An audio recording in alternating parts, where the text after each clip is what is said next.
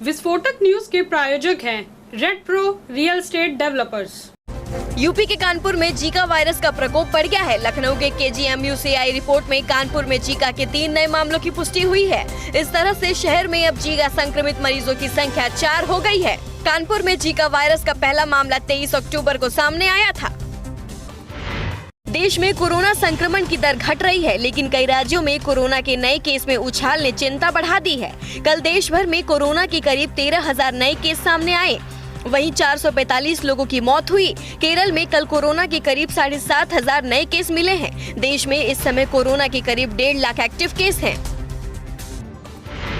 दिल्ली में इस साल डेंगू के 1000 से अधिक मामले दर्ज किए गए हैं। करीब 300 मामले पिछले सप्ताह ही सामने आए हैं। हालात को देखते हुए केजरीवाल सरकार ने कोरोना के लिए रिजर्व बेड्स में से 1/3 का इस्तेमाल डेंगू, मलेरिया और चिकनगुनिया के मरीजों के लिए करने का आदेश जारी किया है।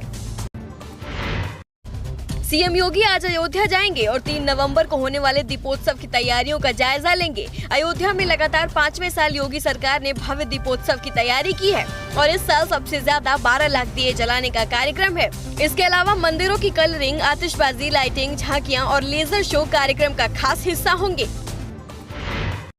बिहार में छठ पूजा की तैयारी शुरू हो गई है। इस बीच कोरोना को ध्यान में रखते हुए नीतीश सरकार ने नई गाइडलाइन जारी कर दी है। इस दौरान बच्चों और बड़ों के साथ व्रतियों के लिए अलग अलग नियम होंगे। इस नियम का सख्ती से पालन कराने को लेकर घाटों पर सीसीटीवी के साथ वॉच टावर भी बनाए गए हैं।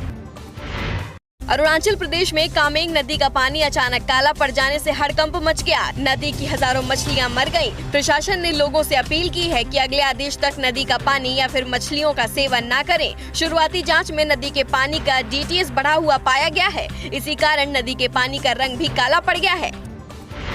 मुंबई के पूर्व पुलिस कमिश्नर परमबीर सिंह की मुश्किलें बढ़ती जा रही हैं। उनके खिलाफ कल मुंबई की किला कोर्ट ने भी गैर जमानती वारंट जारी कर दिया है। परमबीर सिंह पिछले कई महीनों से सामने नहीं आ रहे हैं और जांच एजेंसियां कई बार तलब कर चुकी हैं। कोर्ट ने विनय सिंह और रियाज भाटी के खिलाफ भी वारंट जारी किया है। जम्मू कश्मीर के पुंछ के जंगलों में छिपे आतंकियों के खिलाफ पिछले 20 दिनों से चलाया जा रहा ऑपरेशन अब भी जारी है। आतंकियों के छिपे ठिकाने तक पहुंचने के लिए सेना नई रणनीति बनाने में जुटी है। सेना हर कदम फूंक फूंक कर बढ़ा रही है। आतंकी चारों तरफ से घिर चुके हैं। पुंछ में जारी ऑपरेशन की वजह से पिछले 16 दिन से हाईवे भी बंद है।